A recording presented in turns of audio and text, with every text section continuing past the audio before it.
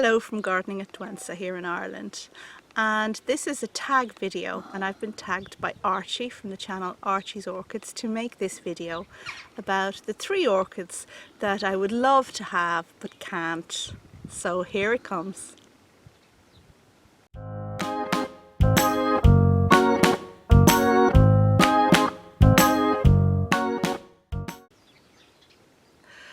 Okay, so first of all I want to say a big thank you to Archie for tagging me in this video, and I'm delighted to make it. And just to let any of you know that Archie has a wonderful channel which he kind of let lie for a little while, but he has recently decided to resuscitate it and to make new videos, and I'm really loving the style of the new energetic, exciting videos, so do check him out. I will link at the very end of this video to Archie's channel, and really you have to go and check it out. Okay, so I'm going to talk about the 3 plants that I would love to have but I can't. And I suppose the first one that comes to mind is Cattleya dowiana, which is an amazing Cattleya. And you know, anyone who watches my channel knows that I absolutely adore Cattleyas. They're my favourite genus of orchids, and the dowiana is kind of a head and shoulders above many others in terms of its form and the size of its flowers, its amazing lip and its scent.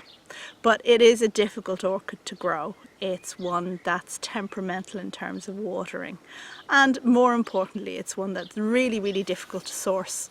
So I've had baby dowianas, or at least one in the past, and well, I am not doing seedling orchids anymore, full stop. That's just another kind of thread to this. So they died on me, usually in winter and probably from overwatering, so I definitely won't be trying that again. But if I ever came across like a flowering size dowiana, I would probably buy it straight away. But yeah, I'm still a bit apprehensive about, you know, the watering and all that kind of thing. So the dowiana is definitely the first one. And the second orchid that I'd absolutely love to have, but I know that my environment is not conducive to it, is the Bulbophyllum phalaenopsis, which is an enormous orchid that has phalaenopsis-like leaves, as you can imagine from the description, the species name. And they hang down, and these leaves can get absolutely enormous, and I just have visions of this monster adorning some high cupboard in my kitchen, and the leaves just kind of draping down.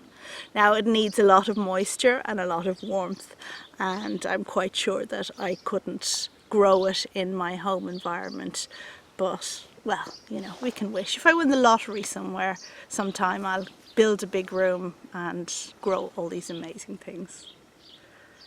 Okay, and finally the third orchid that I would love to grow but I would not be successful with, so I'm not going to try it, is the vanilla.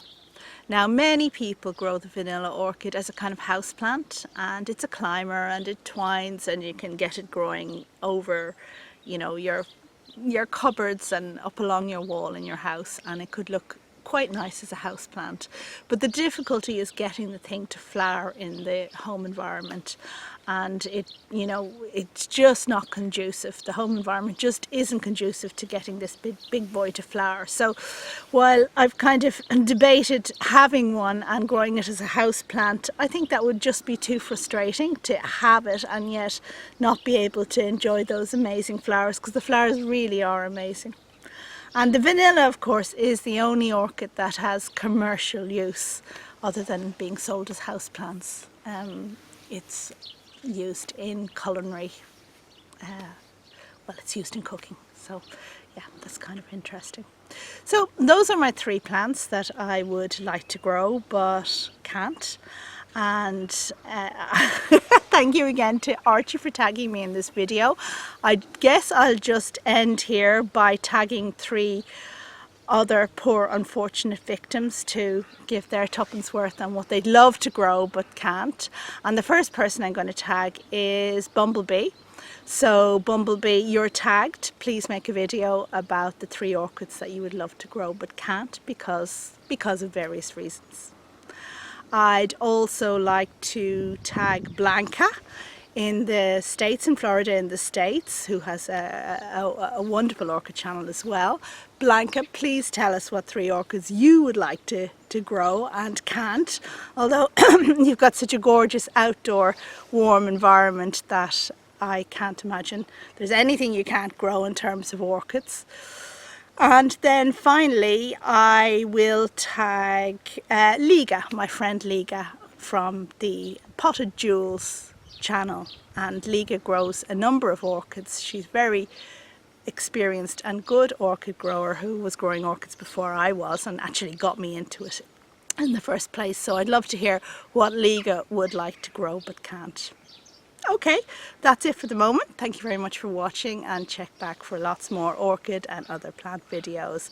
And bye to Archie. Bye Archie.